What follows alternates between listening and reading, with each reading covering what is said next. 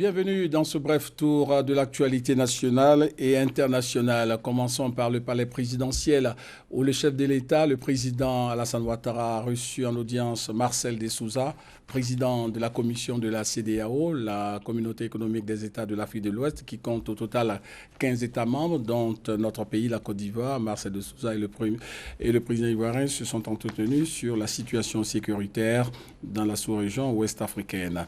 Et ce mercredi, le président Alassane Ouattara a accordé d'autres audiences. À 20h, vous aurez le compte-rendu de la direction des reportages institutionnels. La deuxième édition de la conférence internationale sur l'émergence de l'Afrique, ouverte hier mardi, se poursuit ici à Abidjan. Cette édition 2017 a pour objectif d'approfondir le débat sur la problématique de la mise en œuvre des plans d'émergence de l'Afrique. Il s'agira pour les participants à cette rencontre de haut niveau d'échanger sur les bonnes pratiques africaines en matière de mise en œuvre des plans d'émergence sous les angles institutionnels, économiques, et plus de 200 experts internationaux en provenance d'Afrique, d'Asie, d'Amérique du Sud, d'Amérique du Nord et d'Europe, et 200 participants nationaux participent à cette conférence sur l'émergence de l'Afrique qui prend fin demain, jeudi.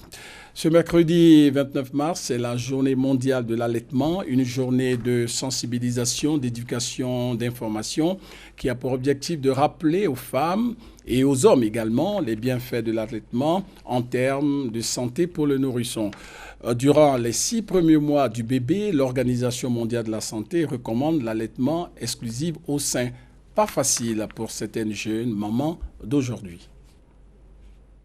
L'Organisation mondiale de la santé recommande l'allaitement exclusif au sein durant les 6 premiers mois de la vie du nourrisson.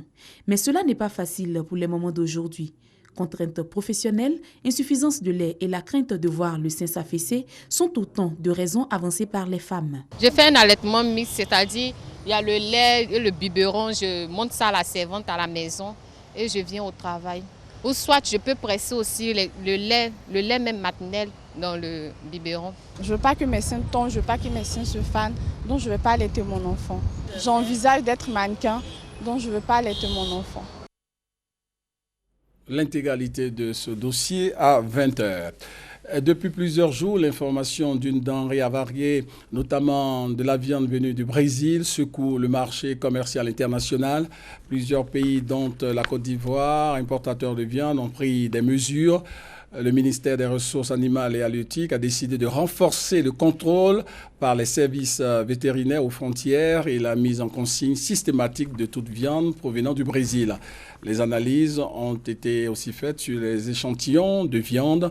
Plus d'informations à 20h dans une déclaration du ministre des Ressources halieutiques et animales, Kobenan Kwasi Adjoumani, que vous apercevez sur votre écran. Les éléments antidrogue de la gendarmerie nationale ont saisi récemment, ici dans le district d'Abidjan, près de 50 tonnes de médicaments contrefaits, des images pour en témoigner.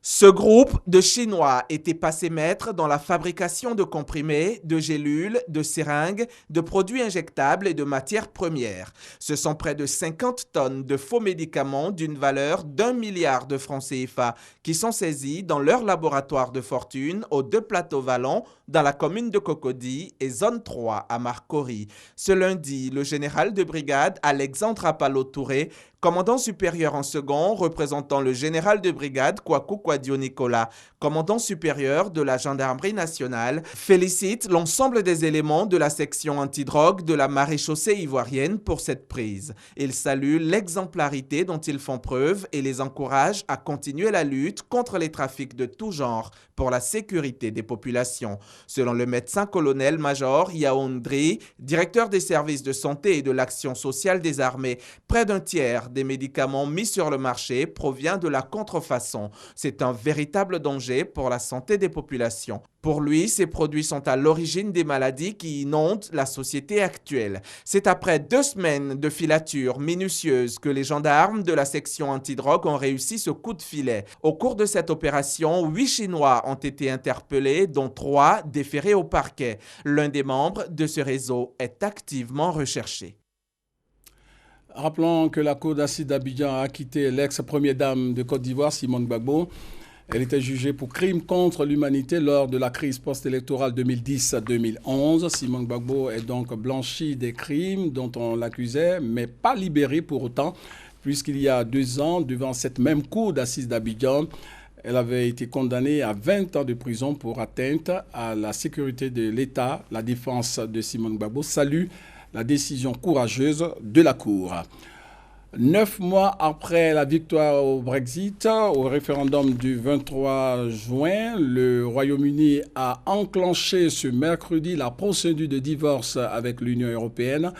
2 ans pour définir une nouvelle relation et revoir les milliers de textes qui liaient le Royaume-Uni à l'Union européenne depuis 44 ans. Et puis en France, l'ex-premier ministre français Manuel Valls votera pour le candidat centriste Emmanuel Macron dès le premier tour à l'élection présidentielle. Il a donc décidé de ne pas soutenir Benoît Hamon, le candidat de sa formation politique, le Parti socialiste. Voilà, fin de ce flash. On se retrouve à 20h pour le point complet de l'actualité ici en Côte d'Ivoire et à l'étranger.